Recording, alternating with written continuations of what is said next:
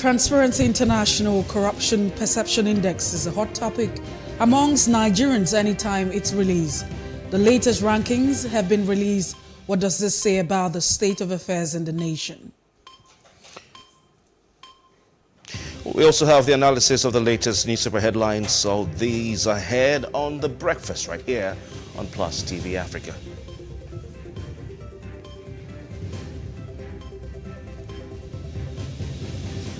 Welcome to The Breakfast and Plus TV Africa. As always, we will take you through 2 hours of an amazing conversation. And usually we start off with the top trending.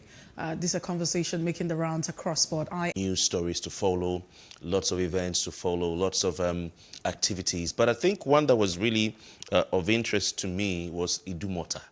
That was also trending. Lots of people were talking about Idumota. Do you have any personal... Yeah, because I almost walked into Idumota on Saturday, into the center of crisis when they were still fighting. They were still fighting on Saturday, according to what I heard. And some people had been killed before the previous day. Apart from the clash, that was on Friday night. So the thing was still brewing on Saturday. So I was lucky. Someone said, hey, don't go there. But for me, the experiences and the difficulties that drivers, especially commercial drivers, hawkers, salespeople, people who push carts, go through on the road every single time is of utmost importance. Yesterday, I had the opportunity to go back to a 2010 documentary by the British Broadcasting Corporation called Law and Order in Lagos. This was 12 years ago, almost 12 years ago, where a British documentary maker had to come all the way from the UK to Lagos to do something on the NURTW. And watching that documentary, I watched it again last night, gave me a crash course in the National Union of Road Transport Workers.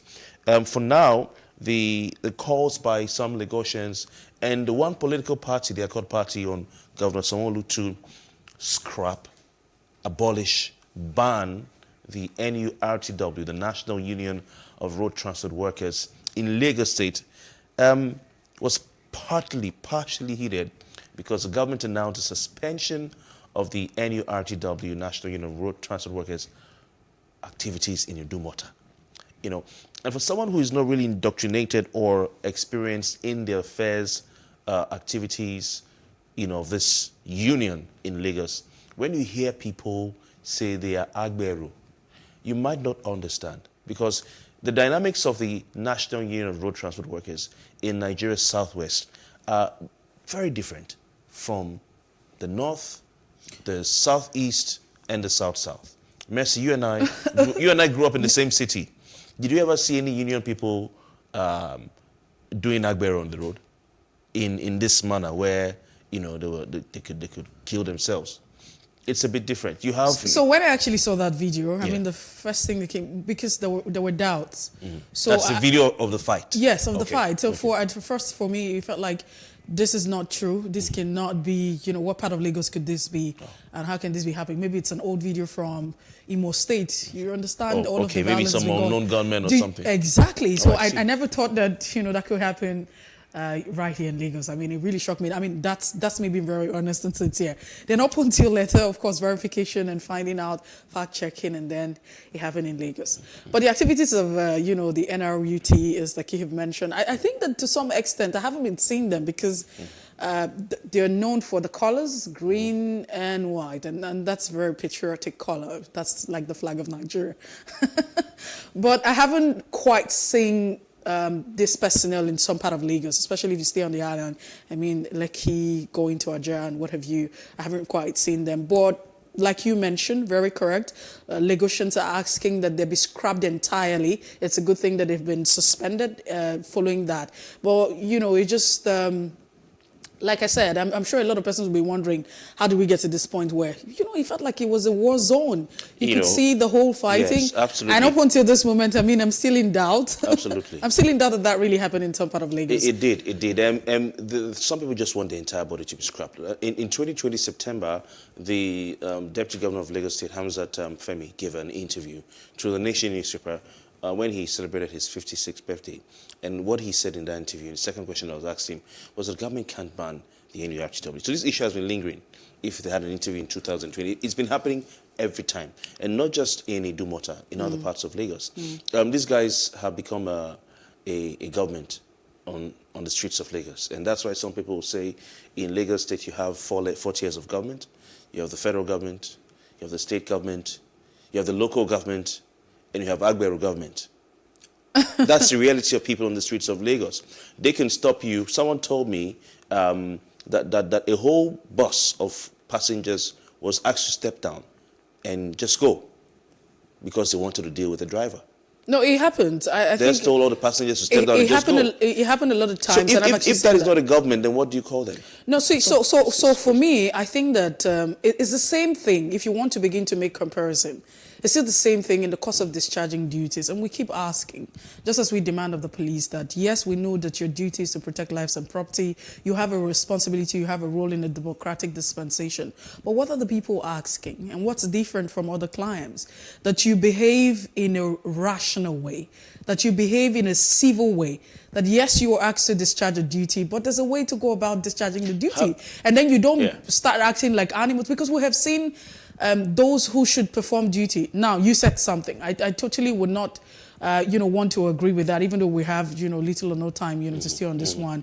I've also experienced that those who are saddled with the responsibility in some part of the region, to regulate activities on the road. So in different states, you have different names and what have you. But this is a national union. No, this is a national union. I haven't seen this behavior. In 1978, several unions in the country, including the Cross River State Transport Workers Union, River State Transport Corporation. I would say that I haven't. But you also have different bodies that have been created by the state government, to regulate. I mean, the civil of course. So but the union remains one. Well, two now, but the RTE. But the point is, as much as it might not be very prominent in different states, but you still find pockets of violence and acting not in a very civil manner. And we constantly say, yes, you have a responsibility, but we can't act like we're animals and we're in a zoo.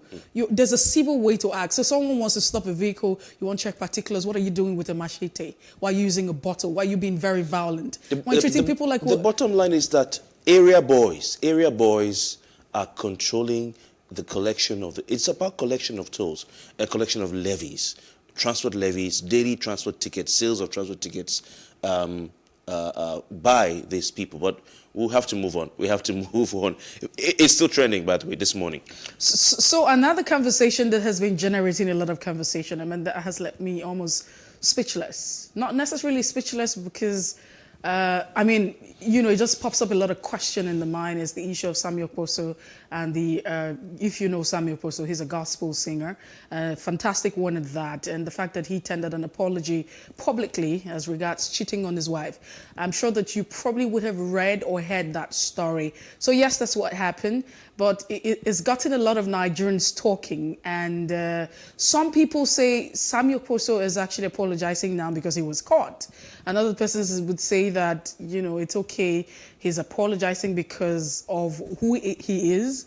I mean, you're talking about being a gospel singer, he has fans, he has to come out. And some people say, he doesn't necessarily owe the public any explanation or what have you. But at the end of the day, you also have some school of thoughts who are saying, these persons are humans, it would happen. And others are making it about a gender issue. So if you have the woman committing the same act, with the apology tendered, would it be acceptable? So these are some of the issues, and some people have said, you know what, marriage is overrated, is overhyped, and let's just move on and forget about it. I don't know about marriage being overrated. Some people went online at the point. Till today, it's still trending. If you want to take the microblogging site Twitter, you have 12,900 tweets as of now. So a lot of people are talking about this. But for me, I don't really rush to comment on things like this because I know that we all have our sins. Every human being has sins. And Jesus Christ said, since we're talking about the Christian community now, that he that had not sinned, let him cast the first stone. So for those who want to comment and to condemn and criticize, they would want to remember that, this is a human being.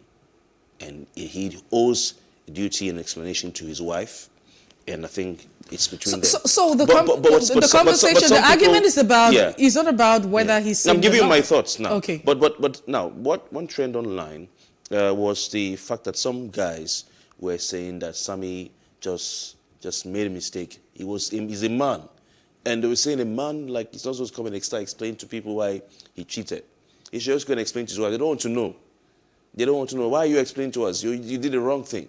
You should have just gone to your wife and begged her and kept your mouth shut instead of coming to explain to us. But then some who were opposing that view online yesterday said that, the reason Sammy is coming, I've met Sammy a number of times. The reason why Sammy is coming out to the public to apologize is he doesn't want to avoid blackmail. And you know, this American, ladies, sometimes when they want to blackmail you, it's in millions of dollars, So he can't keep servicing the secret. So that's what some are saying. But all are saying, hey, you should have just kept his word. They don't need his apology and stuff like that. But it's sad. So moving on quickly, but you also wouldn't want to agree that there was some kind of interview. I mean, so the lady actually called out, made statement in public, and if he was actually called out in public, it was necessary that he made the apology in public. I mean, this is me making the excuse for him and maybe thinking that that's the way he was thinking, and that's why he put up that apology. However, I mean, we're yet to, so far, because I was curious, he's actually just gone a little private on his, social media handle, just to limit all of the comments that will be coming through and all of the bashing. Some people were also saying that, no be today. Some were saying, logically, if you want to look at it, some were saying, it's one of the things, the reasons that. Kofi, if you want to look at it logically, it would be that, because from the report of the woman. Are you trying to stop me from seeing people? No, I'm not trying to stop you. Can I finish my statement, please? I honestly, as I've said, it's a private matter. For me, if we weren't on a trending, it's a private matter until he made it public. If it weren't a trending story, I wouldn't even be talking about it, because I need to work on myself first before I start pointing at someone. But it's a job. So I would say this. Some people were also saying, no be today, accusing the man of playing some dribbling some ladies in the accusation in the House on Rock Choir and all that, and that's why Pastor Paul sent him packing and all that. People going back in history. For me, like I said, these are the things that people are saying online. But personally, it's just if the man to sort his business out. So the reason, for every time you make, you make something public. Don't you have something that you're not proud of? The point is this: every time you make something public, let's not even go, because now I would borrow from the. I would like to borrow from. You could have answered me. Let's borrow from the legal practitioner. I mean, they say that we're not talking about the merit of the case now, the merit of the issue, whether or not he did it. And all of that. We're talking about, why he had to bring it public. And some people are saying he brought it public because of X, Y, Z. And because he has brought it public, it has become a public conversation, whether you like it or not. And that's the reality. It doesn't necessarily take out the fact that is made public, you don't need to comment on it. No, the fact that it has become public. Everything that is the fact that it has become public. We have a duty to report, of course, but that's what we're saying. I'm saying that society today, in the social media has. Do you know what was trending yesterday? A four-letter word. Four-letter word, mercy. I saw that. Should I spell it for you? No, you don't need to spell it for me, because it's vulgar and taboo in Nigeria. I can't even say it on air. That's how bad it is. So people just, you have a phone, you can just. I'm saying, everybody who is commenting has one thing or the other. And I'm saying that because he made it public, it has become a public discourse. We're all sinners. That's why Christ came to die. And that's why I'm saying that, because he made it public, it has given everyone the leverage to talk about it. And that's why some persons are saying that, hey, you didn't need to bring it out public. Even if he was going to be dragged by, the American lady that he indulged in. I mean, we didn't have any of this information. He's the one who said it. And now we found out that there was an interview that the lady was making, some insinuations and making some allegations. In particular, she said, that she was impregnated by Samuel Okposo. She's identified by the name African doll. I mean, that sounds really exotic. And she said she'll keep the baby. Is that an excuse? Yeah, African doll. No, it sounds like you're trying to make an excuse. But she said she will keep the baby because she does not believe in abortion. That's what she said. She only called out the gospel singer on Monday, saying she did not require him to bow to her, but turning his back on her is wrong. All right. All right, so that's what she's saying.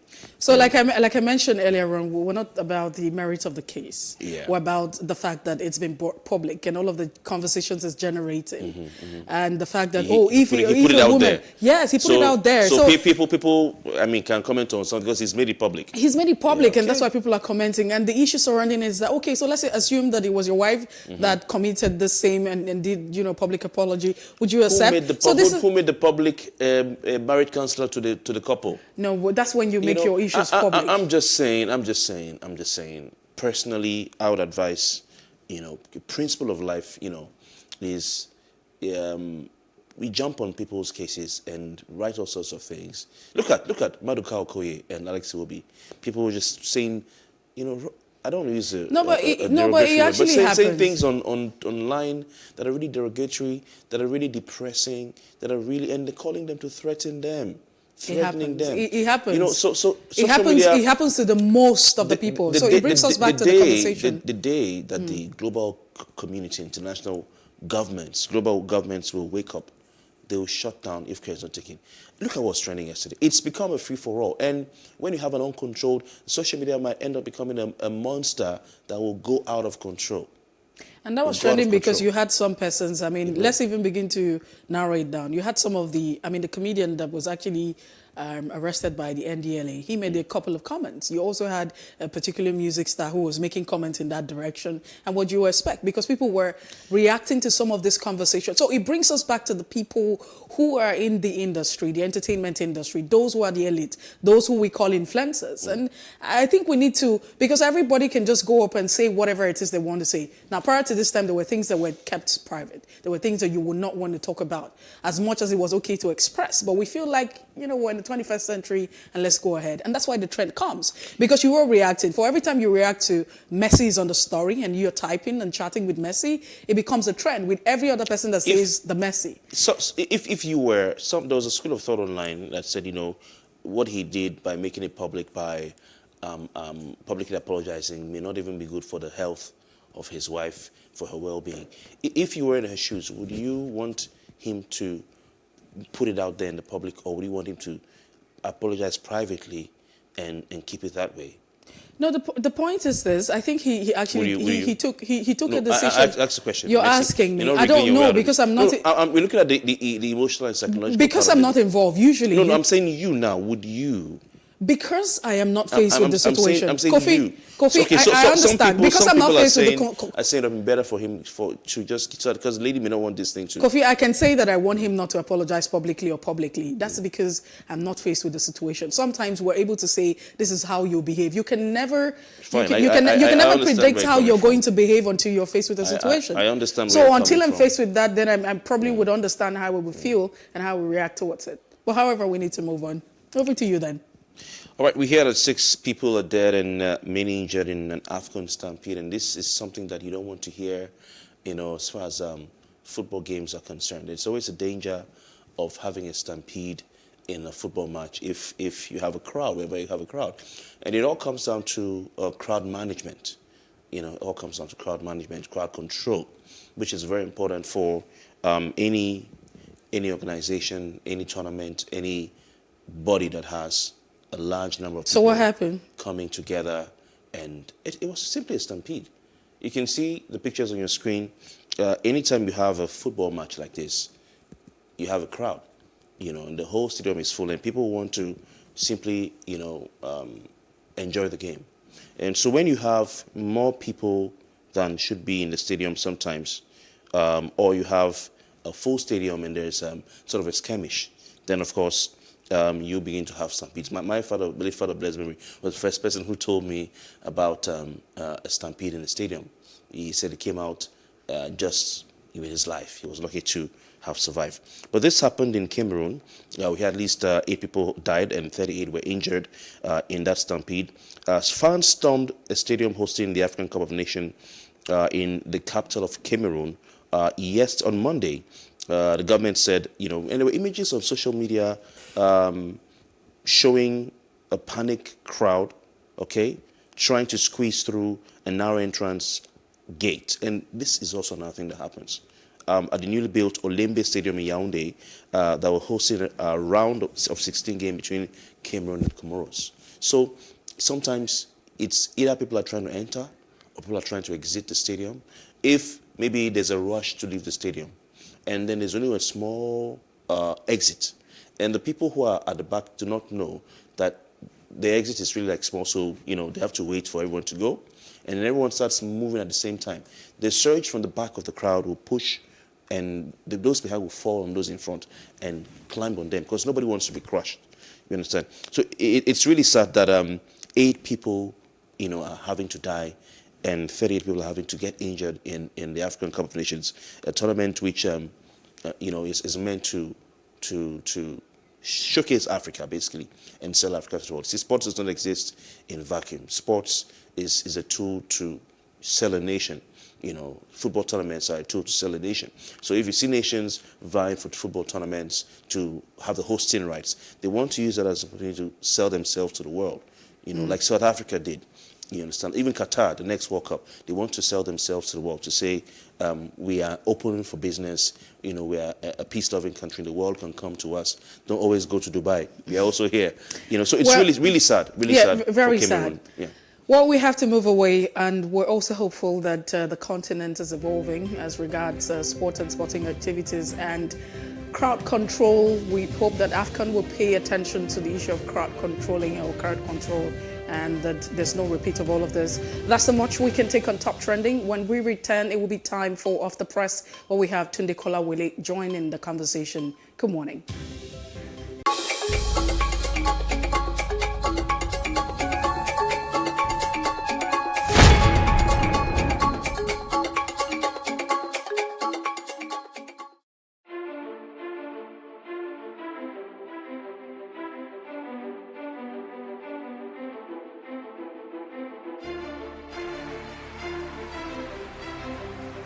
This medal has been directed to empower 1,000 persons with disabilities in each state in the next 12 months. We now start hearing the shoot of guns. Whatever I have done. Every public policy has winners and losers, and some will not be very happy with you, while others, usually the silent majority, will be quite happy.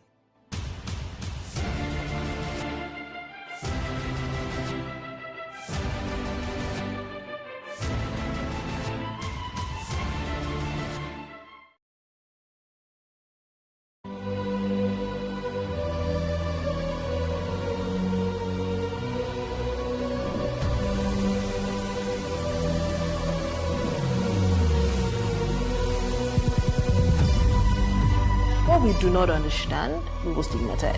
What you can see is the remaining of the tanker that exploded. He suffered equally confessed.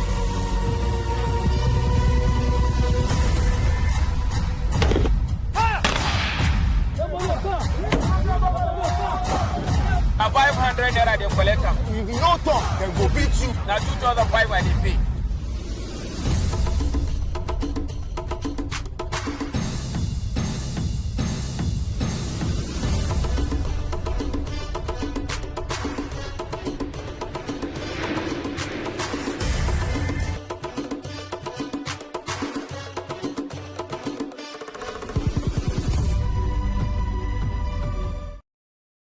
How can we have peace without justice? Plus Politics. It's not just another political conversation, it's about keeping you in the know. The relevant interviews, asking the tough questions to those that matter. Get the answers you need. Does it mean that the people who were injured, people who were shot at, those who were involved in that stampede are not going to get justice? It is unfortunate, it is sad that we have a government of deaf and dumb.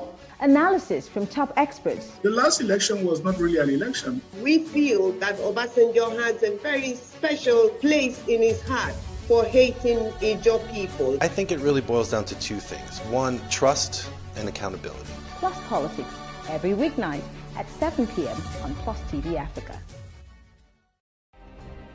Nigeria's Niger Delta region from where the black gold fuels Africa's largest economy, where the lines between wealth and poverty has never been thinner. Conflicts, poverty, insecurity, and environmental challenges daily confront the region.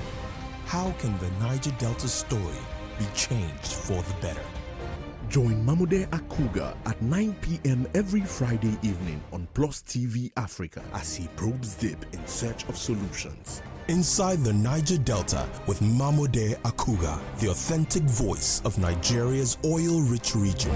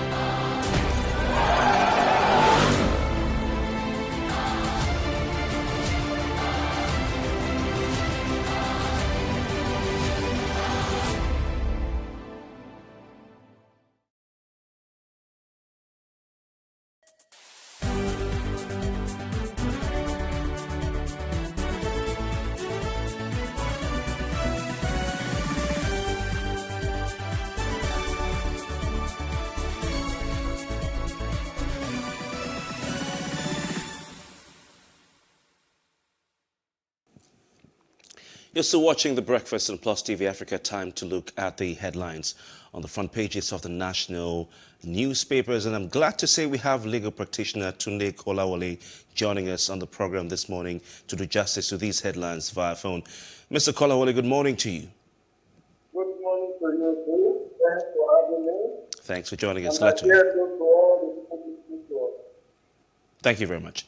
Let's get things rolling with a Punch newspaper that has some very interesting headlines on the front page.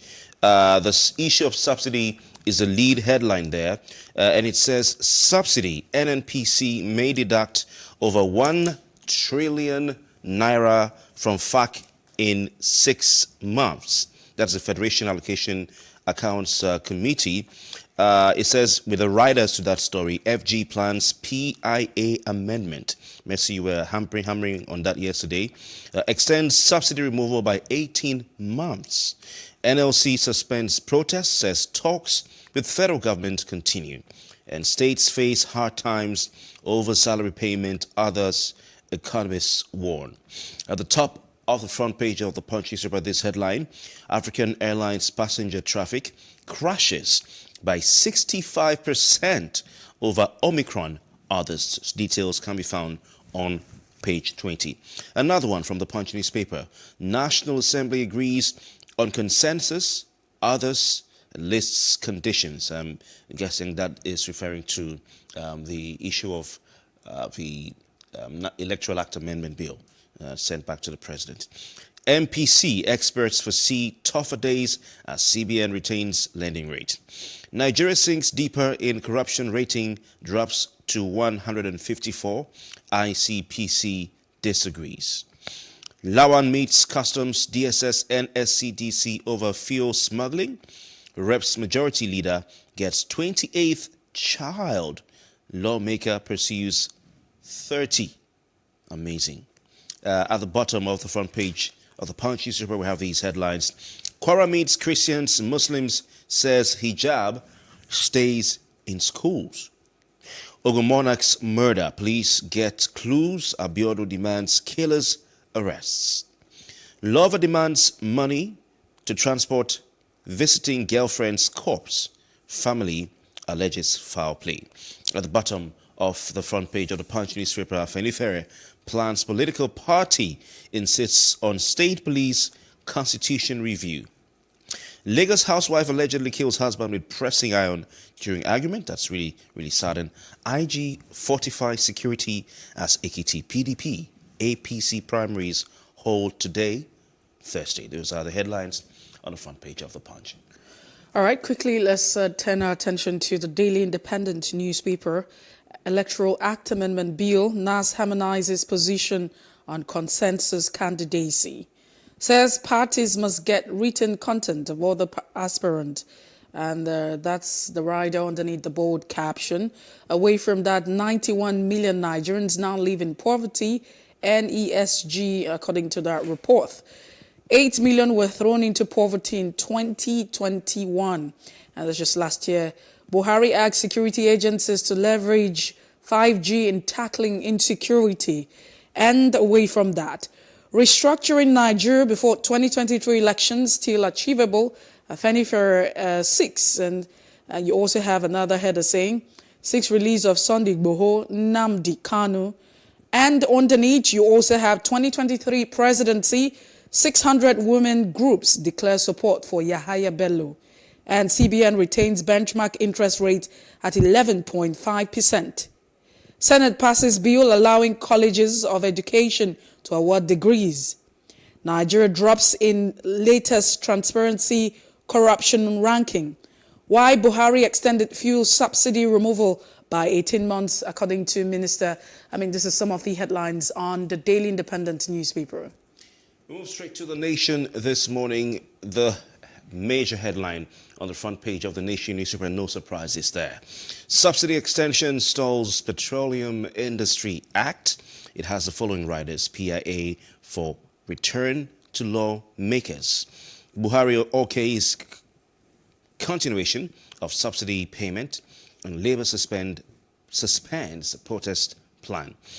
At the top of the front page of the Punch of The Nation newspaper, Dangote remains Africa's richest.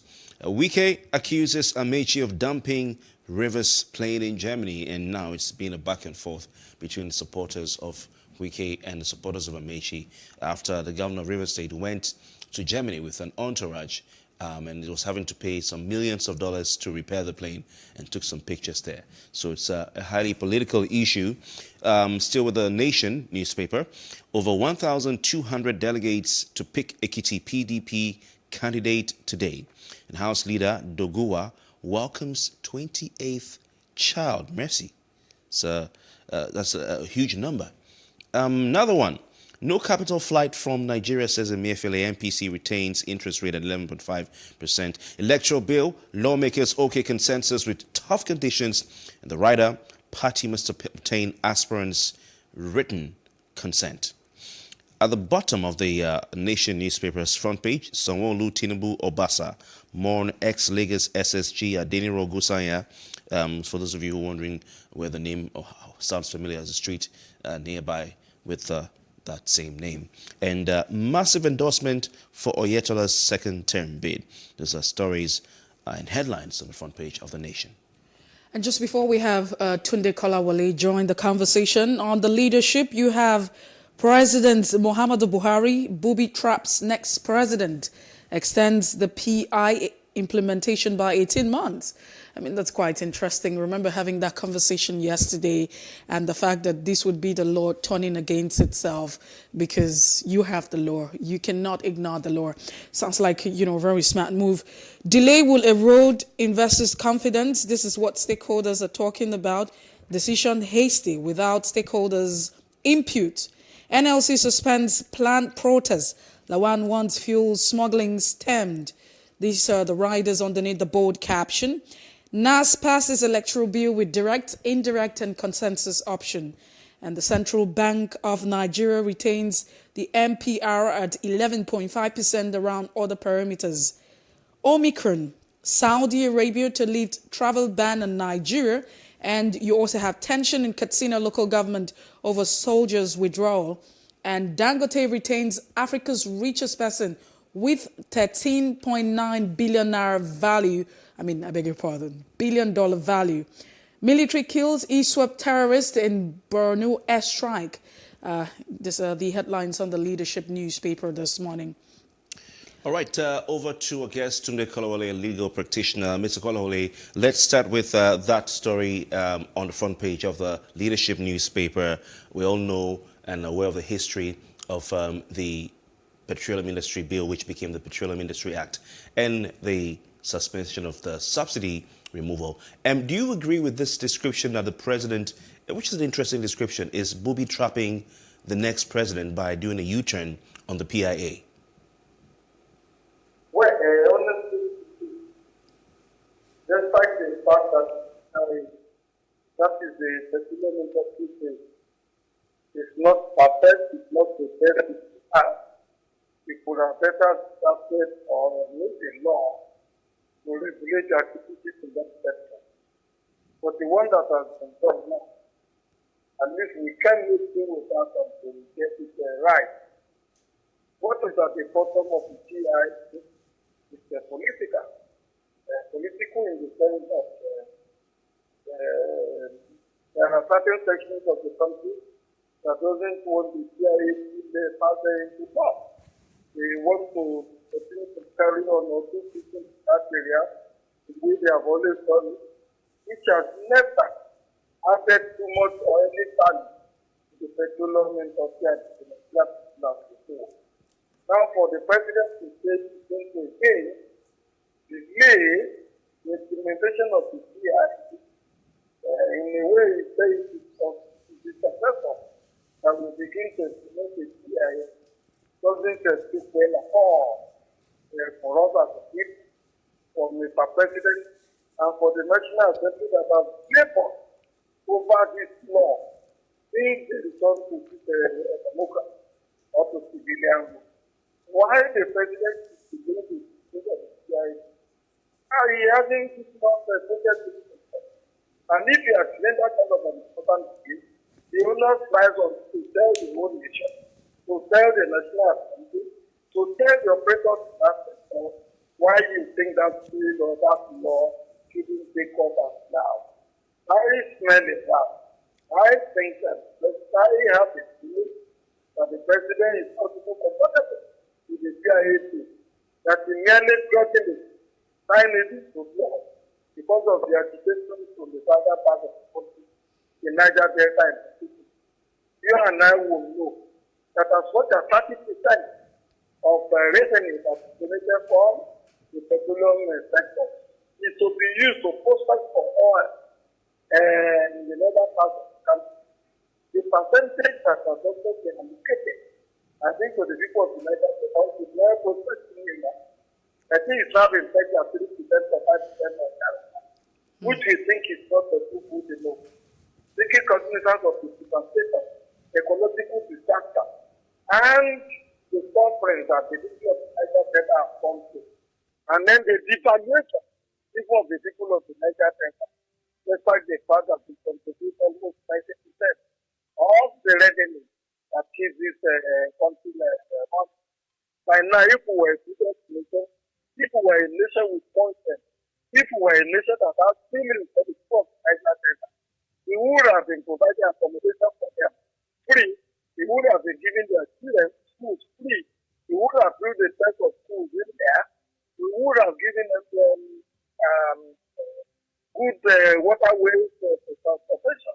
We would have cleaned up the environment that the people can live without the fear of getting cancer, of getting skin diseases, on the pollution of their water and the killing of the fishes inside that water. All right, Tunde Kolawole, let's quickly turn our attention. So we have time to look at, share your thoughts on some of the issues, big stories on the dailies this morning. Let's quickly turn our attention to the Daily Independent newspaper this morning, where you have concern raised by the group, Afenifere, saying restructuring Nigeria before 2023 elections still achievable.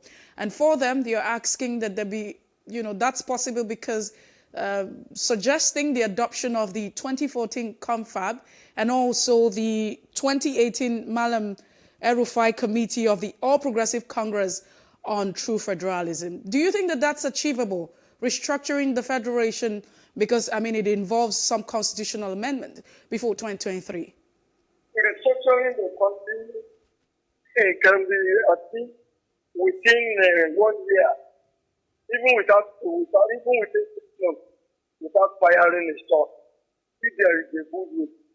But the truth of the matter is that the African people are so bad. They are not serious. They don't know what they are saying. I'm not too sure that they are committed to this discussion. You don't sit in your rooms and in your offices and then begin to make noise of the basis of the newspaper that wants restructuring. What affirmative action can they take to ensure that they get this discussion I have said it time to pass on that. You can get to socially in so many ways. Through peaceful means, without any rank of any party. And I will give you two examples. If, for example, the western region of the country decides that all their schools, primary, secondary, university, will be using the same textbooks to teach their children in their respective schools, and that they will begin to use Yoruba to teach their children in their respective schools, and all that. That will lead to restructuring.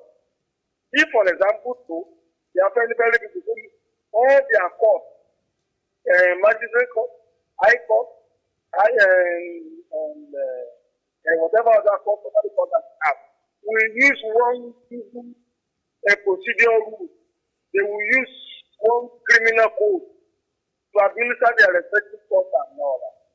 And that the salaries and allowances of the judges and magistrates in those cases will be the same. That will be leading to restructuring without firing the shop. So there are so many other steps that you can take. Affirmative action in terms of periodic demonstration, in terms of mobilizing your people, in terms of putting pressure on the federal government sector to conduct a referendum as regards to having restructuring in the different parts of the country. But they never do that. They sit in their offices and in their bedrooms and start making us of the pages of the newspaper.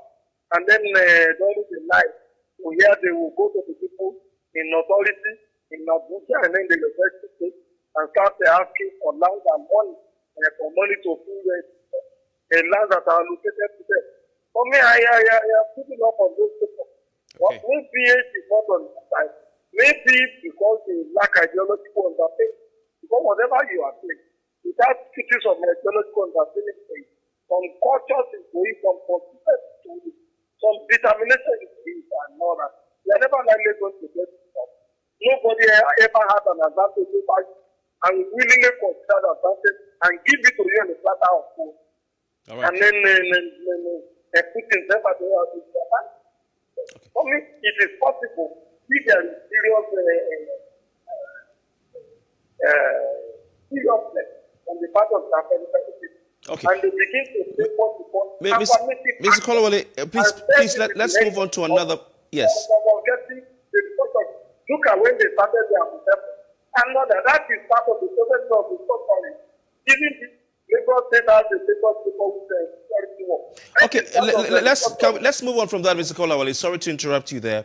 But I would like to take your thoughts on a story that is in at least two of the national newspapers. One, definitely on the front page of the leadership newspaper, the National Assembly finally passing a harmonized Electoral Act Amendment Bill following a motion on rescission of that controversial Clause 84 on the direct mode of primaries for political parties, now including direct primaries, indirect primaries, and consensus candidature.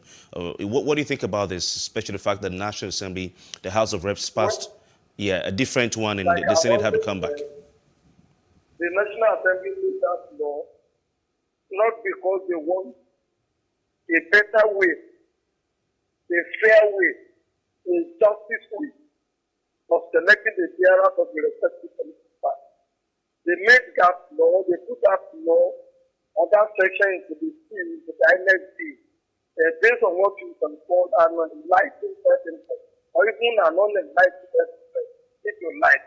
They think that they go for that, and the financiers of the political parties are dominating those political parties. They dictate who gets charge of the respective political party. And in order to win, in order to rescue themselves from the hands of the so-called godfather who dictate and who call the shots, they went and embedded that initial clause of direct primary into the Electoral Act.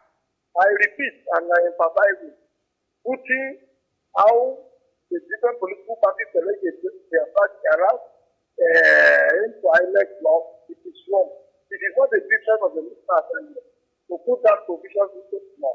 It is the duty of the respective political parties, as guided by the executive, to decide how their different flag bearers will act. Don't forget, all the different political parties are not signing on the same platform. It is not the same resources that is available to them. Their membership are not So when you throw that kind of a flat on them, you are going to cause chaos to the smaller political parties who have little resources to really organize their business. Imagine you were to bring staff, imagine you were to pay money, imagine you were to go to all the essentially at the local government in the country, and then the different worlds of the country. To conduct direct finance, how many of the smaller parties have the resources to do that kind of thing? So many of them don't have decided the PDP and the OPC. All the other parties don't have the money. But with that as a play, what they have also done to do is a recipe for cure. That look, you can use IT, you can use consensus, you can use direct primaries, you can also use whatever other method. Based on agreement with the different consensus. In our humble opinion, that is a recipe for crisis. It should be clear cut as regards this. Let's leave the different political parties decide how their flag bearers match. Based on their strength, based on their membership, based on the responsibility. But Mr. Kolawole, yes, sir. Yeah, you say, Mr. Kolawole, you're saying the parties should be left to, decide what mode of selection of their candidates. But some people have complained, that they have said that rather the inclusion of this thing called consensus, mode of electing candidates may further worsen the problem of lack of internal democracy in the political parties. I disagree. Why do I say I disagree? When you look at the number of godfathers and the financiers who are calling the shots in the respective political parties, what is their number, their aggregate number? They are less than 1% or 2% or 5% of the membership of the respective political party.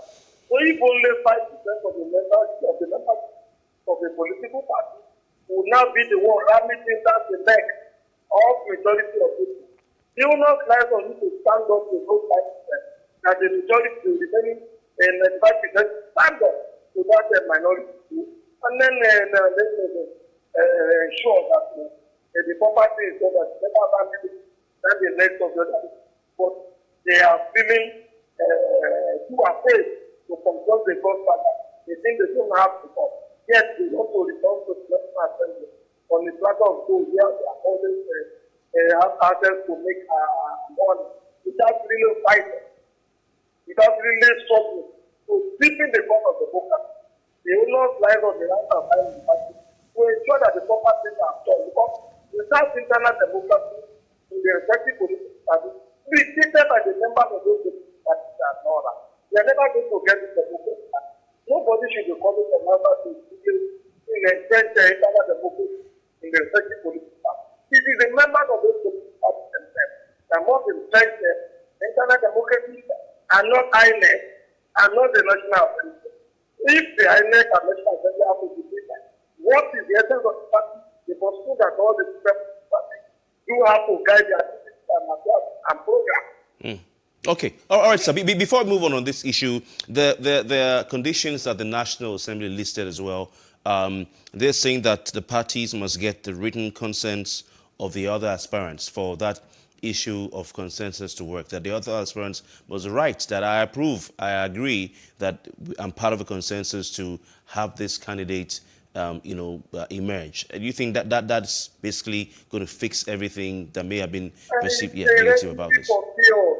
Look at what happened in the recent play. The PDP tried to do it Congress in the GTC. And what happened?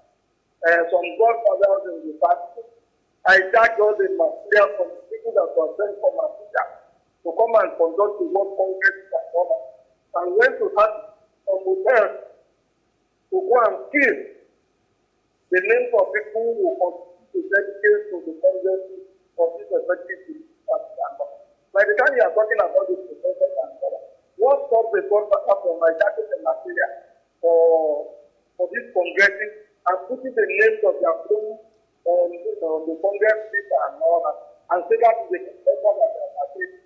Look at also the way the fire group and the youth have treated only with regard to this family that is coming up in the state. They went and agreed themselves at the last minute and then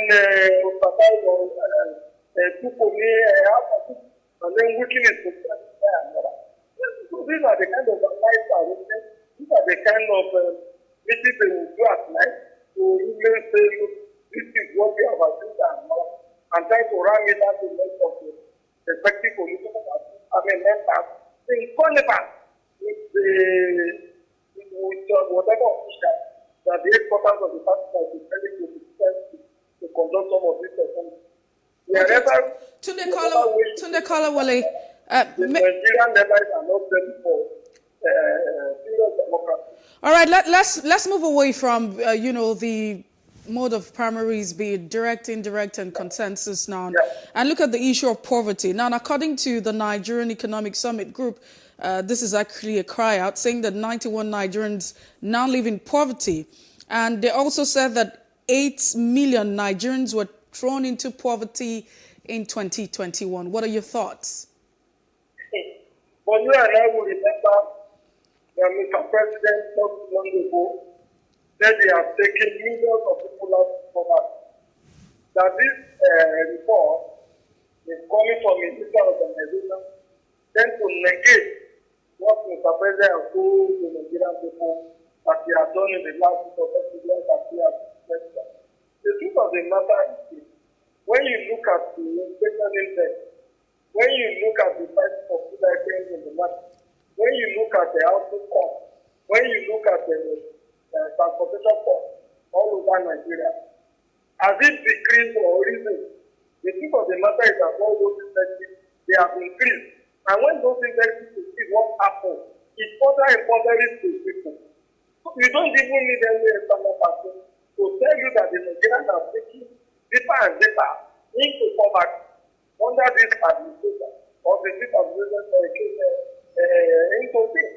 And if you also want to have a graphic or a graphic scheme of what I'm saying, earning the money around 6 a.m., take a trip away to the market and go and see the number of people that sleep under the street here. Go and see the number of our youth who are even taking the under the street here. Go and see the number of older students who are sleeping under the street. Go and see some of these market students, they wear that the street. And some of them will be quick writing or buying that they own this box. It's not more than 1,000 naira. They check for landlord that it's not more than 5,000 naira. That is what they say.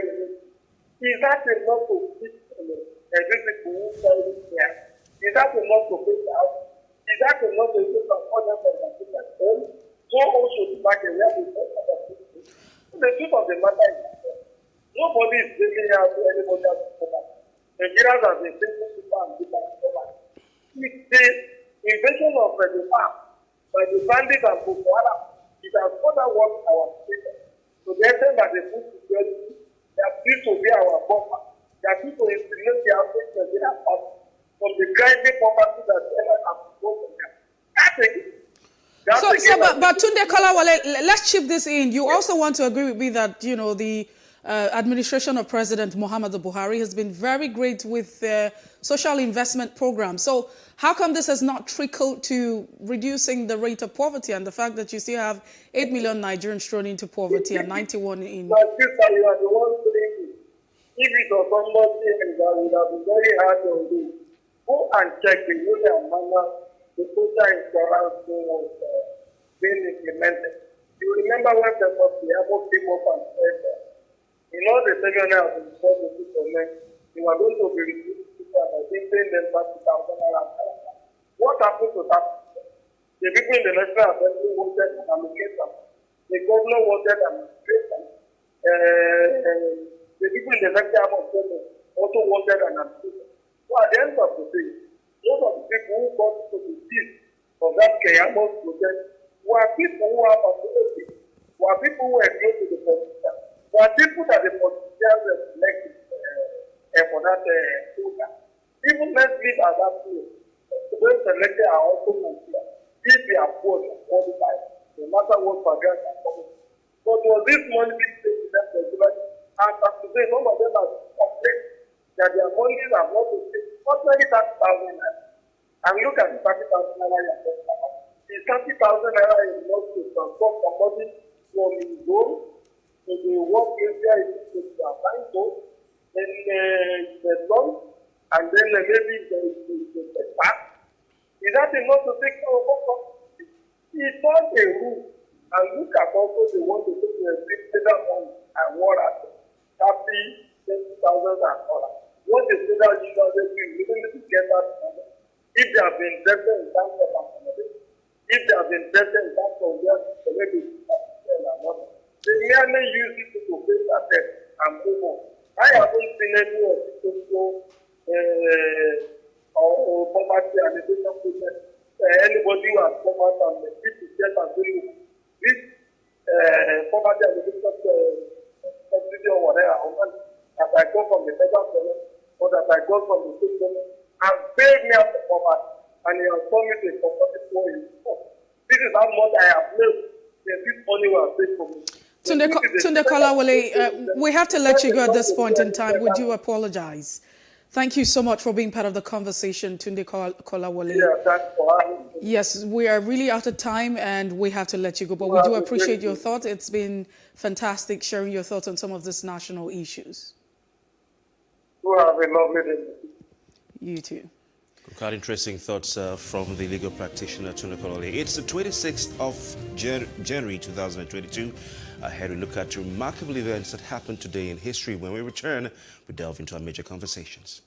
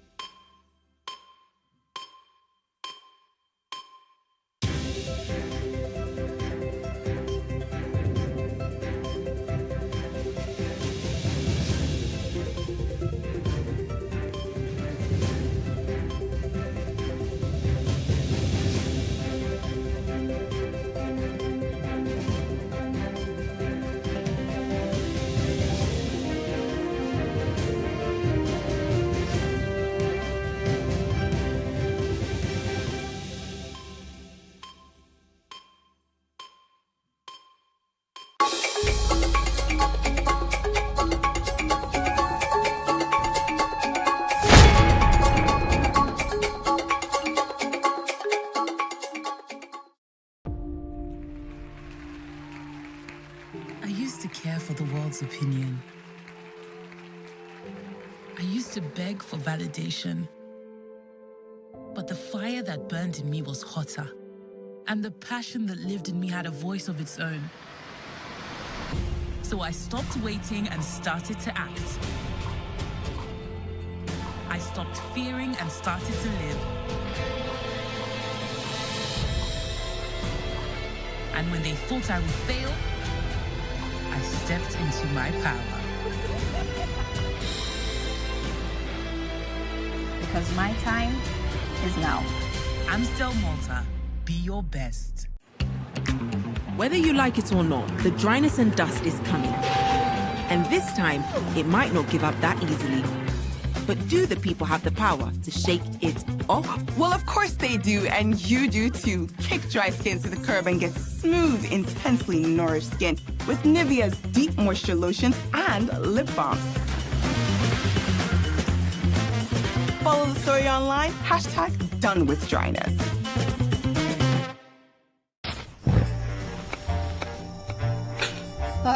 I miss them. Well, they should be on their way by now. Will it feel like it used to? Sure. With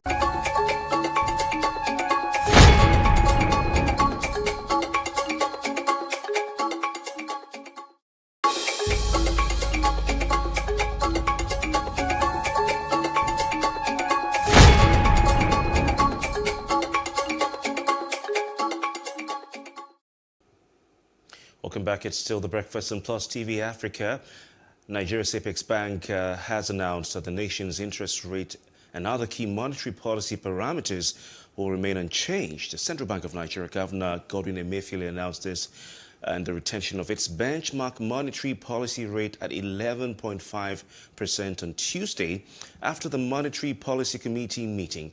The benchmark rate is the rate at which the central bank lends to banks, which therefore determines the rate at which the commercial banks can lend money to businesses and individuals in the country. As usual, this announcement has got the economic analysts crunching those numbers, and we're glad to have one of those on the program this morning. Let's welcome Professor Ken Ife, who is an economic analyst. Professor Ife, good morning to you.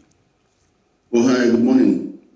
Welcome. Has the Monetary Policy Committee done the right thing and wise thing in retaining the interest rate at 11.5%?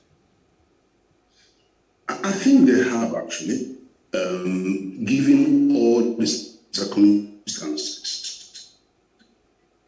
And in the statement from the governor, he outlined very, very difficult circumstances under which they have to take this decision.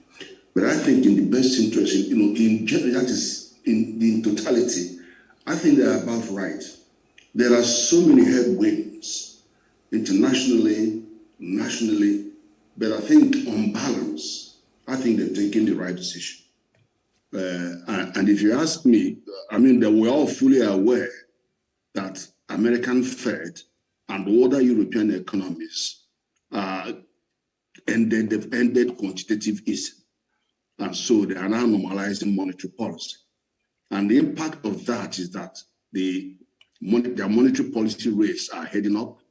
And that's also going to push inflation. Inflation is already high across the world, but that's going to still push it a little bit further. But the interest rate that is going to go up will actually make foreign portfolio investments that we have been having vaporize away, because they are going to go to safer territories to earn a bit more, and there's this risk factor that they are going to be enjoying. So that will disadvantage us.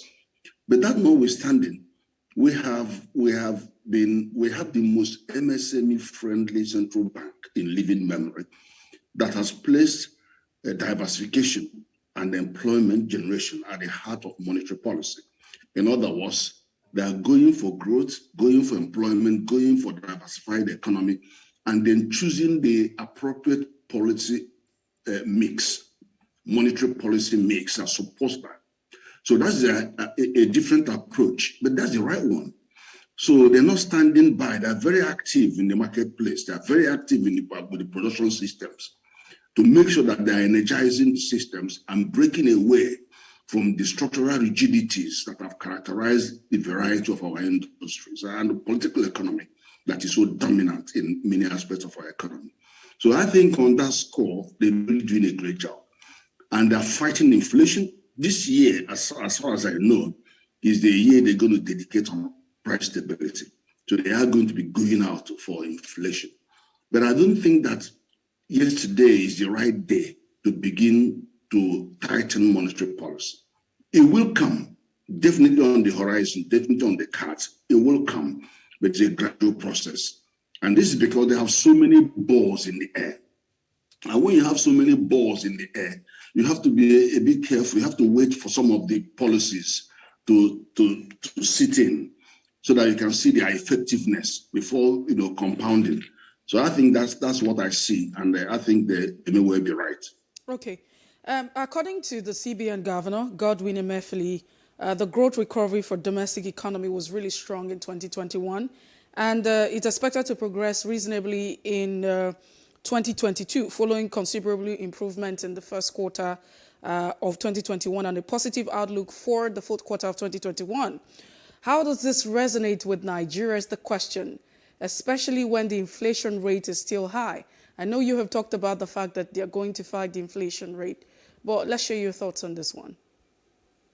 Yeah, the growth has been spectacular over the last 1 year, picking up to 5% and down to 4%.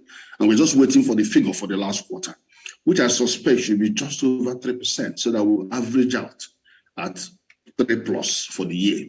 And that's not a bad idea, because that's compare that to what has happened in 2020. And so it was gruesome in 2020. So having said that, even though we are showing some growth, the recovery is still fragile, and inflation is high, as you mentioned. Ideally, we should be a single digit. And that's the ambition of the CBN, that we should be around 6 to 9%. That will happen around 2025, if not earlier, according to all the projections that I have looked at. But there's a concern that in the last few days, there's an uptick in inflation, against the backdrop of 5 months of steady drop in inflation. Obviously, that steady drop that we saw was a contraction in the spread between the food sub-basket index, the core inflation, and the composite price index, which is the headline inflation. The gap has always been, that is, if you look at the food sub-basket index at the top, is always 5% gap to core inflation, to headline inflation, and 9 to 10% gap with core inflation. But that has narrowed down to 3%. So that gradual narrowing down of the spread is actually what was driving the downward trend on inflation. But just last December, is a festive season. Obviously, a lot of spending has gone on food and some of the items like drinks. And then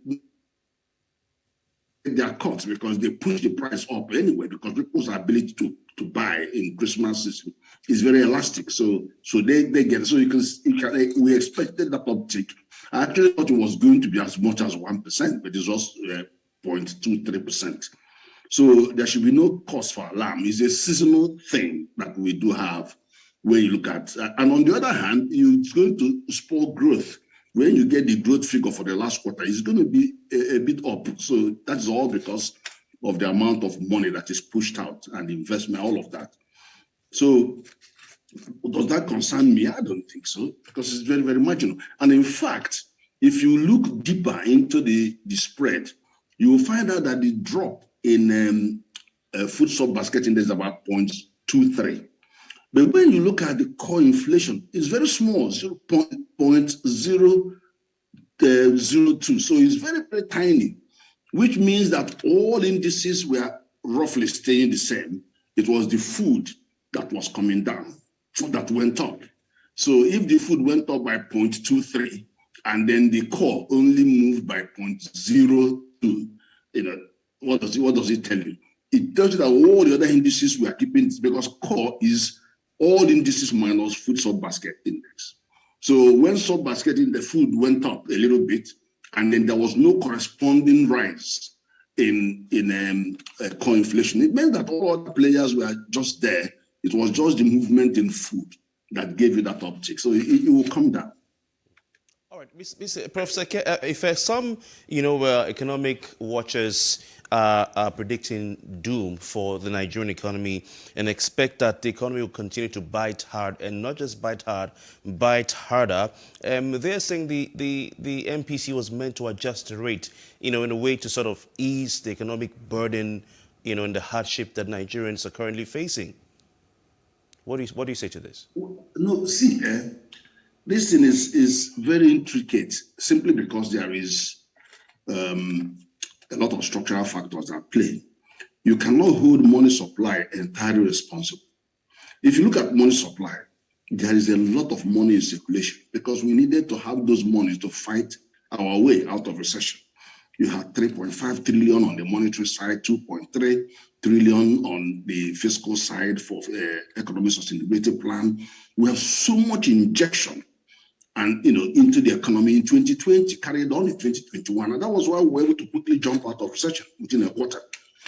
But having said that, we need to gradually begin to pull back the money in circulation. You notice that the central bank actually gave quite a huge amount of overdraft to the government. You also notice that there are a lot of politicians now going to be spending money. I'm actually praying that those politicians should bring their dollars and change it to naira, so that we can have more accretion to the bank, on dollar terms, and then you have more dollar to spend. But unfortunately, they begin to bring out all the naira that they hid in their septic tanks and all that. Then it's not going to help anybody. So what is going to happen is we're going to begin. If you try to lower the interest rate, the MPR rate now, to say 10 or 9, what you're going to do is that you're going to spur more borrowing. And when you have far more borrowing going, it just exacerbates the situation that we have. The inflation pressure will continue to rise. So it's not the best thing to do right now to lower it. Then, of course, if you raise it, you are going to start challenging the growth that we are having at the moment, and the ability to. So, in whichever way you go now, somebody's going to pay a price right now. So I would suggest that, for example, if you look at the plan, the spending plan, the domestic borrowing is expected to be 2.57 trillion, and then the foreign borrowing is supposed to be 2.57 trillion by the budget, and then bilateral loans 1.16 trillion. If I was advising the Ministry of Finance, I would say go and do the domestic one first and prioritize domestic borrowing, because then you are taking money out of the system. You understand? Issue more treasury bills and then begin to suck out money from circulation. And at the same time, possibly the central bank can also use its own open market operation to begin to take a lot more money out. So without actually tinkering with the monetary policy rate. So that's my feel at this moment, to begin to put pressure on the reverse, put this in reverse gear. The money circulation in reverse gear, and then consequently affect the inflation. Because also the politicians are going to be pouring out their money. So let's put it in a position where we can compete at that market to suck out quite a few amounts of money. But having also said that, but you also need to be aware that almost 40% of our population are unbanked. So, and that's one of the good things that Naira was going to help us with, to suck all those unbanked people into the banking system. Once they start using token and all that, then they are visible. And so that means that there are challenges around transmission of monetary policy. You can't have full transmission of monetary policy when a lot of that huge number, over 80 million people, are not in the banking system. And then, of course, that half of the population are poor. So they don't really have as much money with them. So there are fewer people that actually have the bulk of the money. So, so that's why we have to be a bit more trust, in what we do. Okay, so I don't know if you actually agree. It sounds like you agree, but I'd like some clarification on that, as the CBN governor, Emefiele, and the committee agreed that changing the rate at this time would actually, it's not too good, because at some point, number one, it could probably reverse the gains and it could worsen the inflation rate. Is that what you're saying? Do you agree with them? Yeah, that's what I'm saying. Yeah, I gave you both sides of it. Whichever way you go now, you're going to hit somebody. Somebody's going to get hot. But at some point, we will have to face the prospect of raising the rates. At some point, but I didn't think it's just now.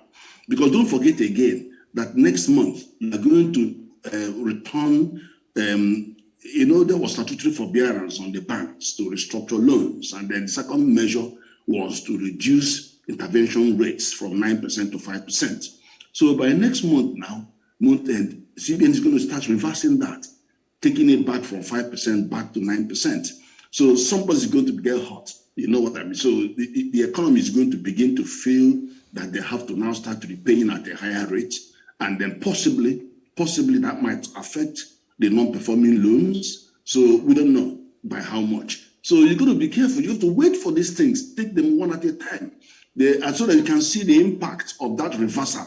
And the monies involved are quite horrendous. So you have to wait and see how that plays out before you compound it with a rate rise. I don't know if I make sense. Okay, so but let me quickly. It's always good to allow in a time lag between when a particular policy is going to hit the ground and then see what the probable impact of it is going to be before you jump to another one. That's why I'm saying that we can't have too many balls in the air at the same time. Okay, so another concern that was raised is the fact that the emerging markets in 2022 will probably slow down because of, the low vaccination rate and the fact that there are no policies to support this. No, well, the thing is, I'm not sure Nigeria is in that category because we have a very, very low vaccination rates of single digit. And but we have learned to live with COVID. If anything, our systems, our airlines, our airline has returned to 60% of pre-COVID level. And if you look at the last GDP release, you will notice that certain sectors like finance, ICT, quite a few of them actually posted double-digit growth. So what am I saying is that the rate of transmission and the penalties that we have to pay for that are not threatening. I can't see that we have lockdown on the table at all. I can't see that. So what it means is that life is going to continue. The virus is not going to go away. There's going to be more mutations. But by and large, I think we have learned a few lessons. We are not, me and you, we are using Zoom now. We're not going to stop using Zoom because many of these things have now become new normal. And so we just have to play it by the ear. But I don't think we're going to see the kind of disruption that we saw in 2020 that sent many of the sectors to minus 40% growth rate. Is unbelievable. So now we are recovering. And I'm very, very confident that, in the area, I couldn't go for Christmas to go and meet my family in London because I was so scared about the freezing conditions and the transmissibility of this Macron or whatever they call it. But I had all my 3 doses, but I'm still not convinced. So I had to stay back and couldn't go. Okay. Prof, the monetary policy, apart from the monetary policy rate being retained at 11.5%, the CRR was retained at 27.5%, and the liquidity ratio at 30%. Can you kindly break that down for us? Okay, the liquidity ratio, we have been performing very well on that. If you look at it in December, during the last meeting, they quoted the liquidity ratio around 40%. That's the actual measurement. So which means that it was outperforming the 30% target of liquidity ratio. So that's good news. Then also the CRR at 27.5% is okay. I'll tell you why, because you shouldn't really be agreeing to increase the CRR because we've already increased the loan to deposit ratio from 55% to 60 to 65%. So if you add 27.5% to it, it's 90-something%. So there's very little room left for the banks to lend. So if anything, if you wanted to increase spend, then you can say, okay, let's lower the CRR rate to release more money to the banks to lend. But I think it's okay that we stay where we are at the moment. And we're using a lot of the intervention funds to augment the lending. But also, if you look at the banks, they have actually increased money supply to the credit to the private sector. It's almost about 25 trillion. So that has gone up consistently throughout last year. And that's because of the concerted action by the CBN to push lending to the market. Because in the end of the day, about 6 million businesses are receiving all kinds of intervention funds. Over 4 million of them are Anchor Borrowers program. And they got nearly 1 million on the targeted facility. But then there are 42 million MSMEs in Nigeria. So where are the other 38 million going to borrow money from? So that's why they are pushing credit to the private sector so that the private sector will actually be going to the market to borrow. So that's a very sensible thing to do. So I will support that they stay where they are for now, bearing in mind that the situation will change in the next 2-3 months, I believe. All right, quite interesting. All right, that's very interesting. You are adamant that keeping the interest rates at 11.5% and just keeping them stable, not increasing them, not tightening it, not loosening it, is what Nigeria's economy needs at the moment. Some of your colleagues disagree. They feel that no, but this is economics. It's not an exact science. And then also there's political correlation right now. The politicians are all over the place. So they are going to be, blowing hot air, left, right, and center. But always ask for the evidence. What's the evidence? Okay. When they make all those statements, well, ask for the evidence. And let me tell you another thing is the reserves are not doing badly, well over $43 billion. And also the trade imbalance is ridiculous. We were importing 8 trillion and then exporting 5 trillion, and we have a trade imbalance of 3 trillion minus 3 trillion. And if you look at the major person here is China. China is dumping 2.44 trillion of whatever they're dumping into Nigeria. So you also have to worry about the impact that is going to have on, you make more money available, then people are going to grab it and go and import. Because import is what they can buy and they sell and passing you have what they call inflation pass-through. So, there's no price regulation here. So anything they buy, whether it's a substandard good, they dump it on the population and the population will pay that huge price for buying dollar at 550 naira and all that stuff. So you also have to worry about that. Because again, and the other thing is this, when I suggest that more of the government borrowing should begin from home, but also at a decent rate, because if you give a good yield on securities, on government securities, then that's going to attract more people into buying. And then also some of the foreign portfolio investment will come chasing that high yield. For example, I saw one that was about 13.something%. That's great because 13.something% is real positive interest because is in excess of 11.5% base rate. So it's going to attract more foreign portfolio investment to come and just get a difference. Or not just that alone, even some domestic investors may go for that. Rather than the time when it was under 1% and then it gradually went up to 4-5%. Okay. So that is where I would want to see more money go to.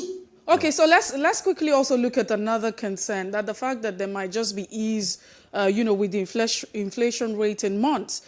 According to the projection of this committee, and of course the CBN governor, it's because of the intervention. They say it's significant, but other Nigerians have queried how significant this intervention from the CBN and the agricultural sector has been. Do you think that this might be a true picture for us? Look, let me tell you, always ask for the evidence. Anybody that tells you anything, ask for the evidence. Look, if we didn't have the president give the marching order to the central bank that people should eat what they produce and produce what they eat, and given that the central bank exited 43 items from their forex eligibility in 2017, and then backed it by quantitative intervention, end-to-end intervention in agriculture to ensure that we can produce enough. If this did not happen, with nearly 1 trillion now being invested, just 900 and something trillion now invested in Anchor Borrowers Program and all the other ones. Even the targeted facility had a role to play in boosting consumption. Now, if this did not happen, more people would have died of hunger and starvation in Nigeria than all the debt you have in conflicts all over the country and COVID put together. That's what I'm saying to you. Okay. We have a population growth rate of 3%. We have an urbanization growth rate of 4.66%. From now to 2030, the people that are going to be in the city will increase from 50% to 75%. That is an urbanization drift of our young people heading out to the city. And the people who are growing the food, our average age is 65 years. And a lot of them are already on the boarding gates. So who is going to grow the food for this country? Who's going to grow the food? And we're not feeding 200 million people. We are feeding 300 million people. All the Francophone countries surrounding us, a lot of them are landlocked. Chad is landlocked. Niger, Mali, Burkina Faso, they're all carrying food from Nigeria. And then you've seen one of the example of a header farmer crisis going on. Those cows want to come down to graze in the lower belt where you have better tropical vegetation. So we are loaded with conflict, and more people would have been dying of hunger and starvation. So whoever tells you anything, ask for the evidence. All right. Now, coming back to you saw the rice pyramid. The rice pyramid was only possible. It does not bring you the picture of what happened about the groundnut pyramids in the past.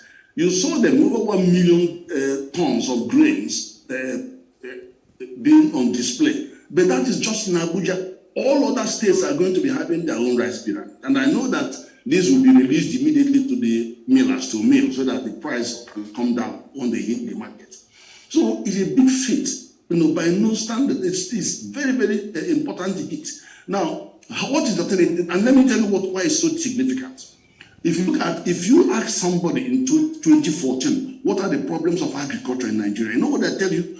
Feeder roads to the rural area to bring out the food, electricity, then transportation. They also say post-harvest losses is between 30 to 70%, and they will point out all kinds of things. Fertilizer, the farmers need fertilizer, and what happens? You have hundreds of billions of naira buying fertilizers. Yes, one size fits all fertilizer that is being sent to the state, and you see some commissioners going to sell the trailer loads, to sell them. Not even give it to the farmers, they sell them. You see some commissioners have been dismissed.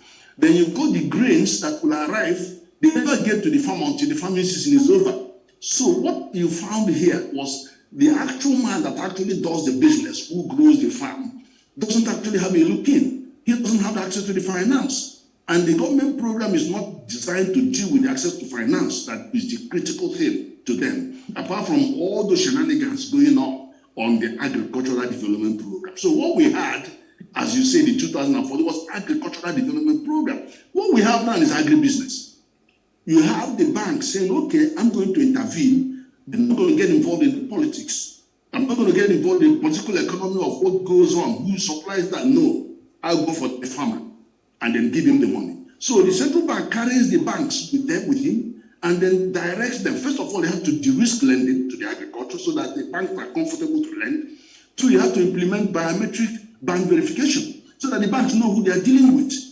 And then you have to implement the use of satellite to identify those coordinates of the so-called 1 hectare, 1 farmer. Where are they? So the bank can actually see where the land is, and they sit on their table and know whether they actually cleared that land or they didn't.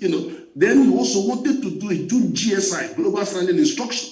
So if the farmer doesn't pay, the bank is now authorized by law to sweep the account of that farmer everywhere every bank has money. All right. And then, of course, the whoever guaranteed him could also sweep the account. Thank you, Prof. It's so many things to talk about as regards the economy.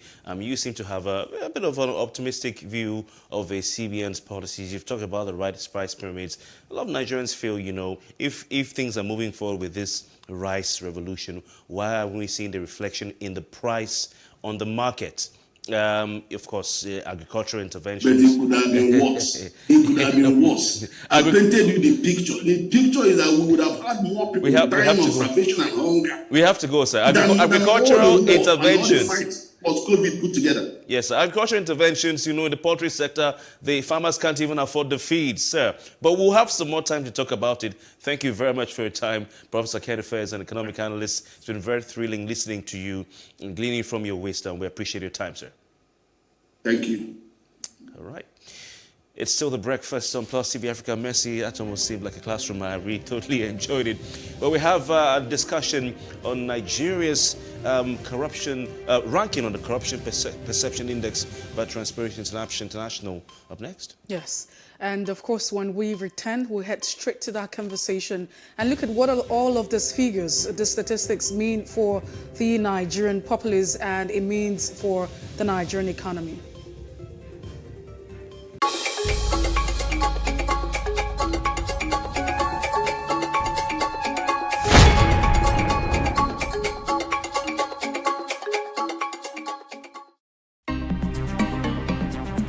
Life can be fun and rewarding, but it also comes with some risk. As in business, you win some, you lose some. And that's why you need to be wise in the choices you make. It's like placing a bet. Again, you need to be wise. Wise in choosing an innovative platform with the highest market options and highest odds ever. That's why Winners Golden Bet, the leader in online, in-shop, virtual, and live sports betting, gives you enhanced platforms that offer you the best chances of winning.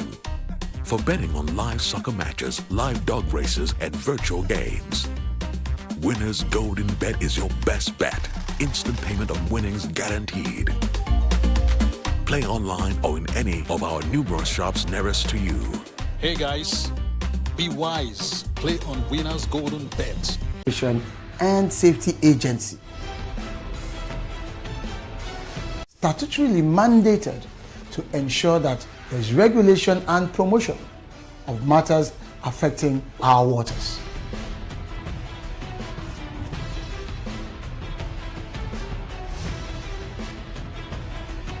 NIMASA bears responsibility for search and rescue, shipping development, and ship registration.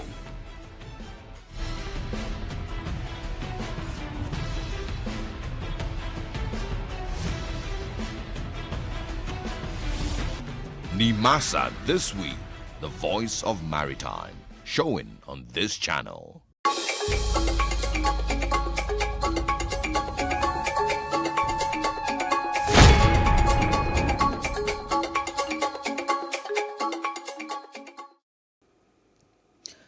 Nigeria drops in latest TI's corruption ranking. And that's because we dropped on the Corruption Perception Index published by Transparency International. According to the 2021 ranking released on Tuesday, Nigeria dropped 5 places, scoring 24 out of 100 points, ranking 154 out of 180 countries. This is Nigeria's second consecutive year of a downward spiral on the TI CPI ranking. Adebayo, he's a public affairs analyst. It's good to have you join us, Mark Adebayo. Thank you so much for having me. All right, so let's quickly share your thoughts. When you saw this, statement and ranking that's been put out, how does it make you feel for a country that is strong with the fight against corruption?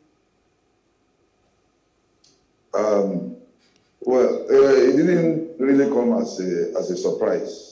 Actually, it didn't come as a surprise.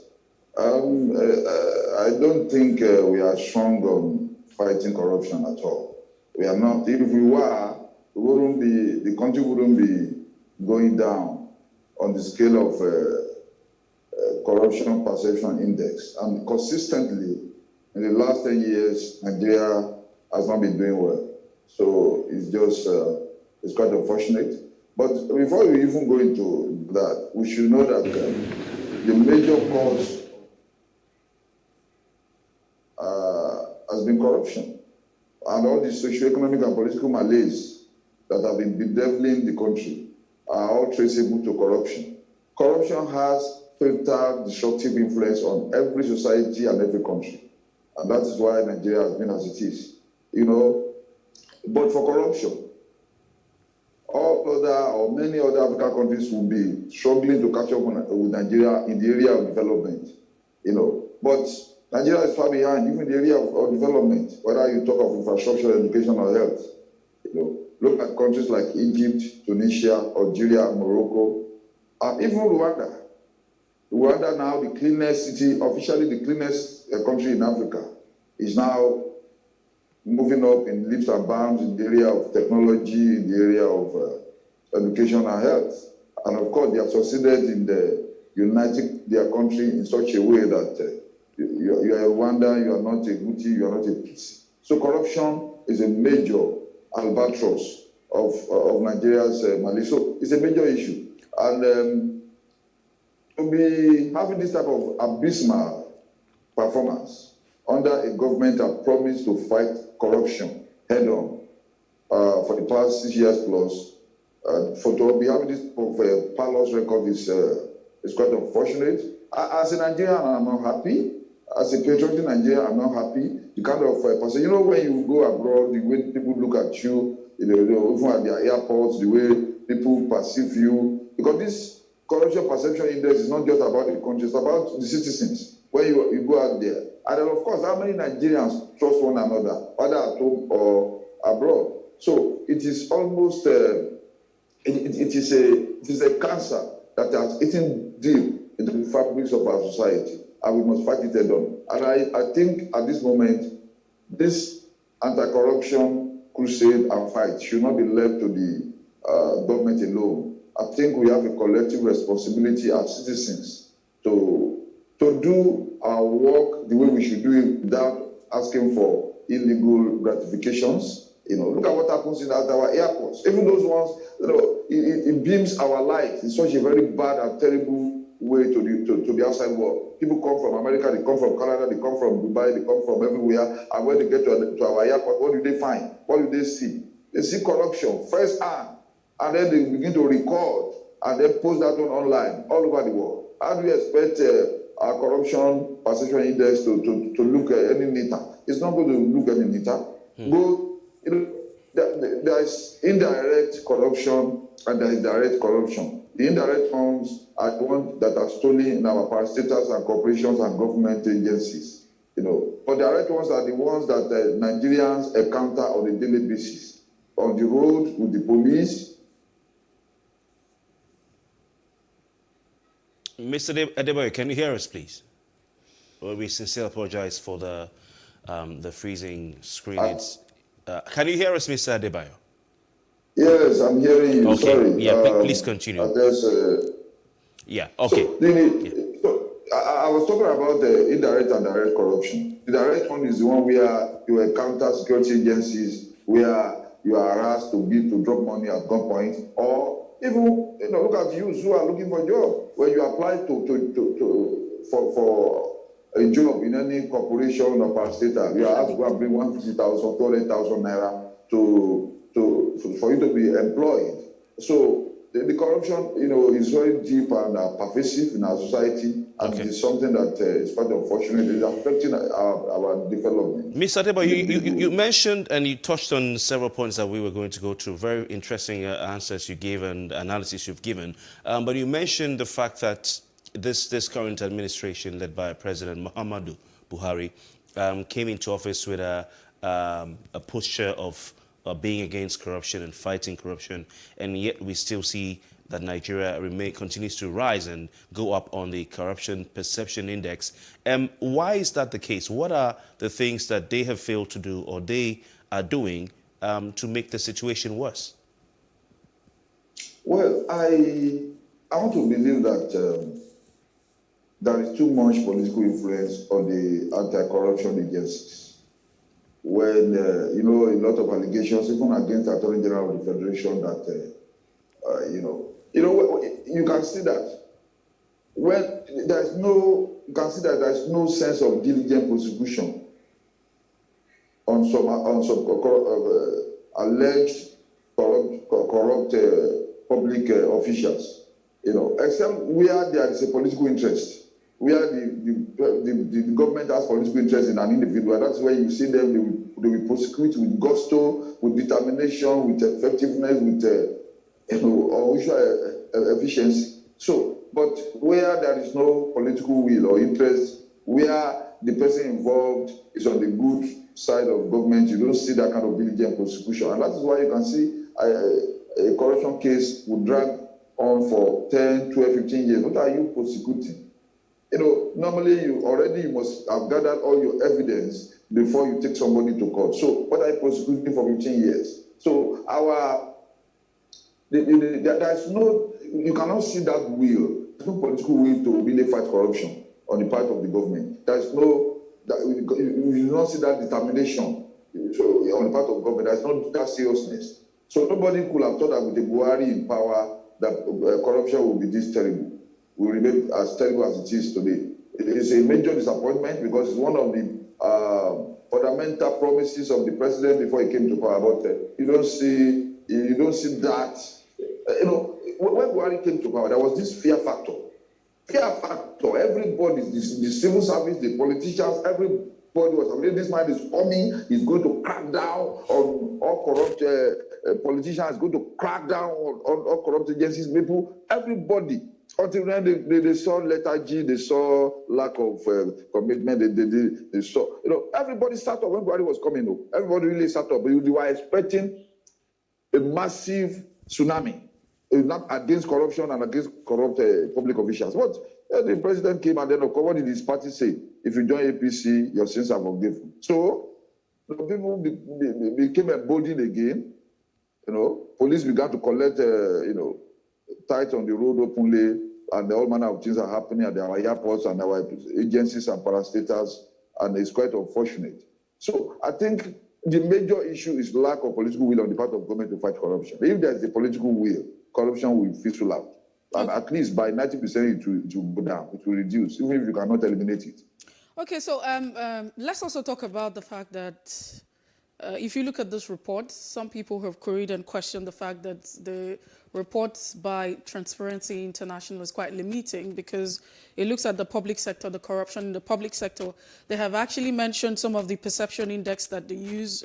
7 witnesses as observed in Nigeria, the issue of damning audit report, security sector corruption, failure to investigate high-profile corruption, and cases. And you also have absence of asset recovery protection of whistleblowers and other key anti-corruption legal frameworks, judicial challenges, corruption in COVID-19 response, Twitter ban, and shrinking civic space and intimidation of human rights defenders. Now, these are the indices that has been used, which we'd like to share your thoughts on briefly. But also, on the other hand, do you think that this, perception or this ranking is not holistic, as it doesn't talk about, the corruption in the private sector? Let me take one element first, the issue of whistleblowing. That initiative, if it had been handled well, it would have gone away. It is riding latest bill. Instead, the citizens can blow whistle on him. You understand? But what did we see? The government itself discouraged whistleblowing because they promised 5% or so of recovered loot to the whistleblower. So Nigerians became very eager to look for who to blow whistle on. This one cannot defend the means of his weight and rest of that. But what happened? The government began to disappoint them. There was no witness protection regimen to protect the whistleblowers. And of course, the government will recover huge loot and will not fulfill its own side of the bargain to give the guy the 5%. So Nigerians became, and of course, there were incidences where the whistleblower is exposed by the anti-corruption agents, personnel, who say, oh, this is the person that. So who wants to die? Nobody wants to die. So we just say, okay, so the citizens, they rush in and they rush out. So that's why the whistleblowing initiative that they handle government business.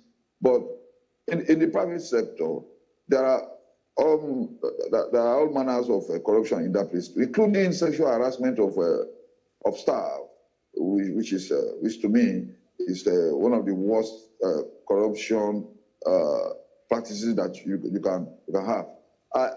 But government mirrors the society. That is why anti-corruption non-governmental organizations beam their lights more on government, beaming their lights too much on the private sector. They should do more about that. They should do more about. So it is, and Nigerians too. If you one of the mantras of EFCC is say something, do something. That one came about during the tenure of Waziri, Madam Waziri. So that it came. So say something, do something. Let us see, if you see something, let us say something and go ahead and do something about it.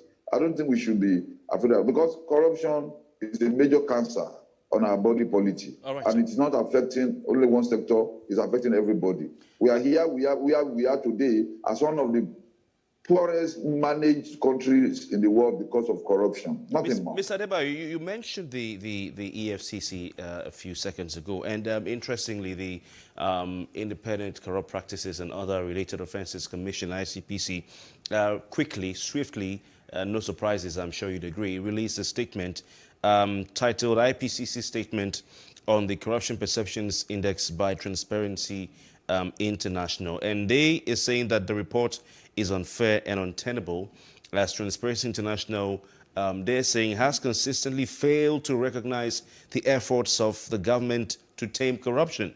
They say these efforts include increasing the number of cases filed in court and jail terms secured in several convictions against corrupt persons across all levels of society, including hitherto sacred cows.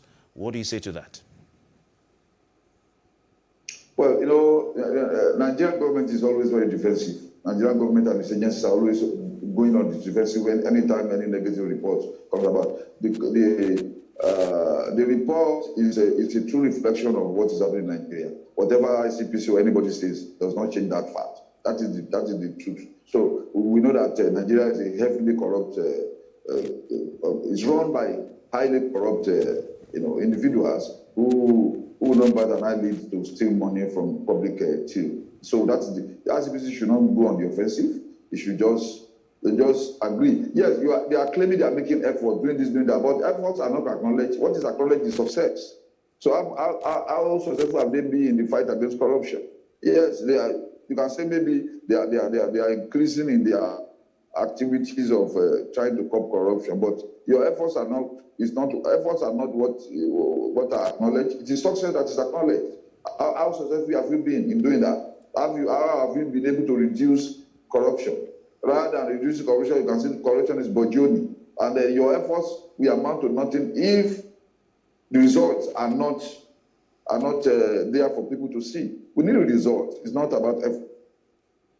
Okay, are you there, Mr. It's about results. Okay. It's about results. Yes, I'm here, and I'm hearing you. Okay. Well, what about the fact that this index by Transparency International it doesn't take the statistical facts and look at them. It just looks at perception, looking at what people think about what they've been hearing about the country, what they've been seeing in the news, some of the negative stories that have been coming out, and not really doing a statistical case-by-case analysis to really compare.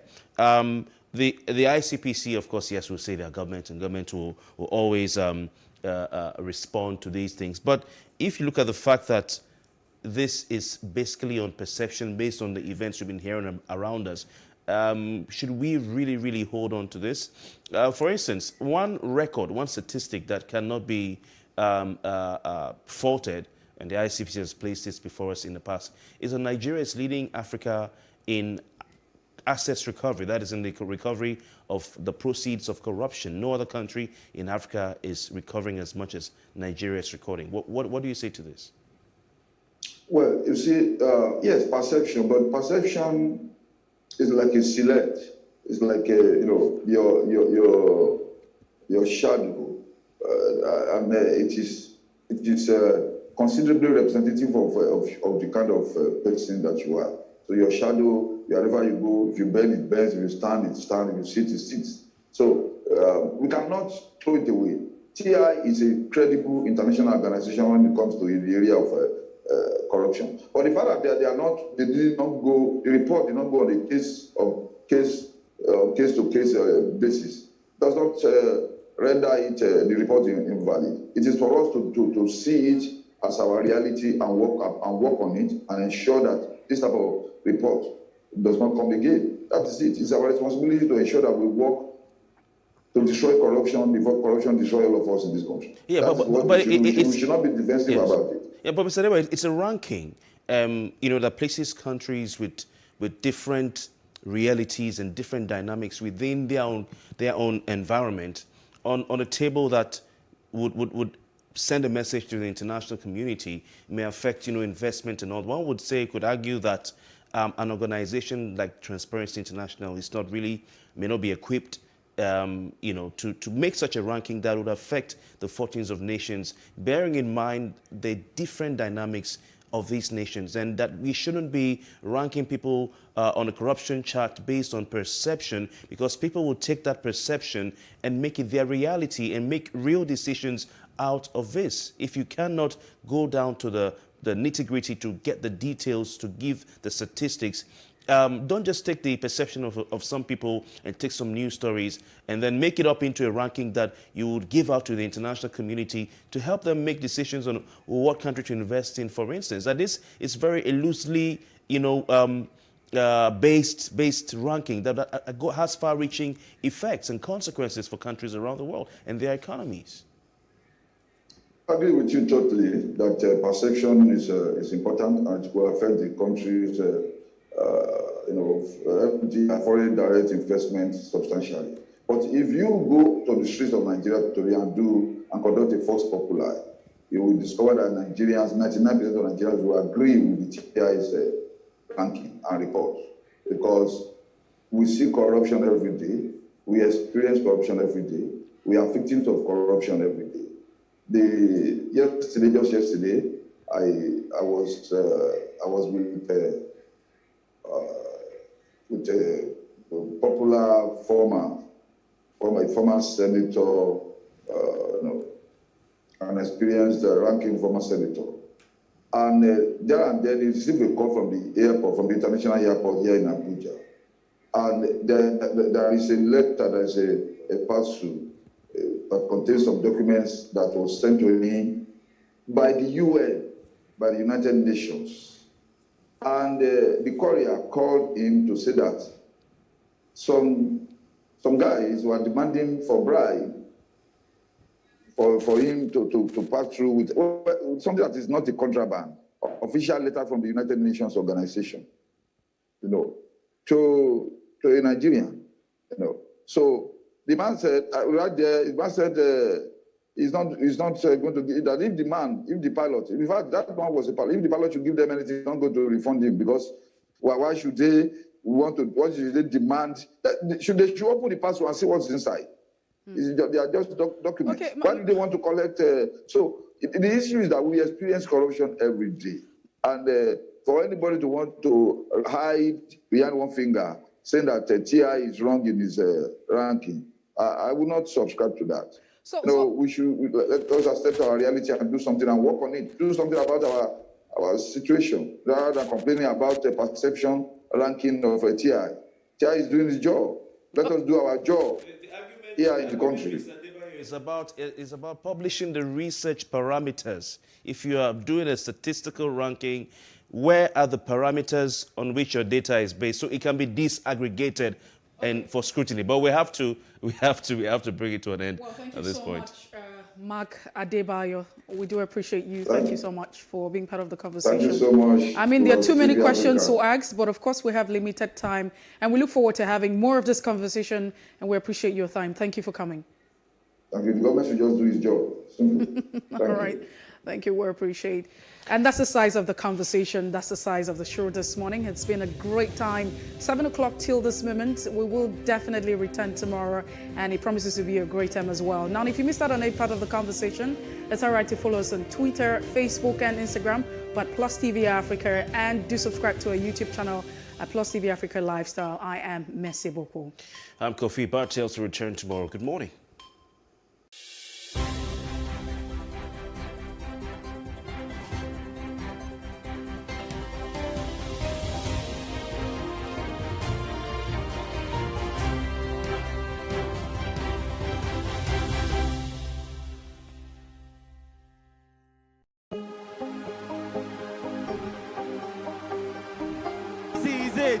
For upcoming artists to blow in Nigeria.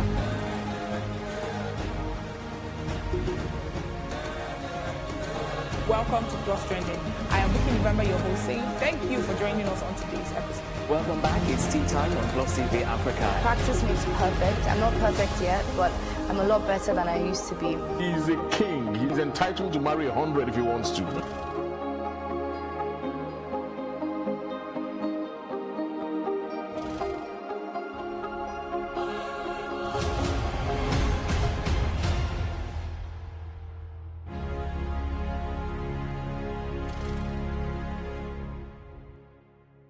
If someone that is supposed to protect and defend has been given the mandate to attack and punish, naturally, everything else goes wrong from there. 6 months will be lingering for several years. So people lose confidence in the system. Exactly. There should be a total overhaul of the system. It's just rinse and repeat.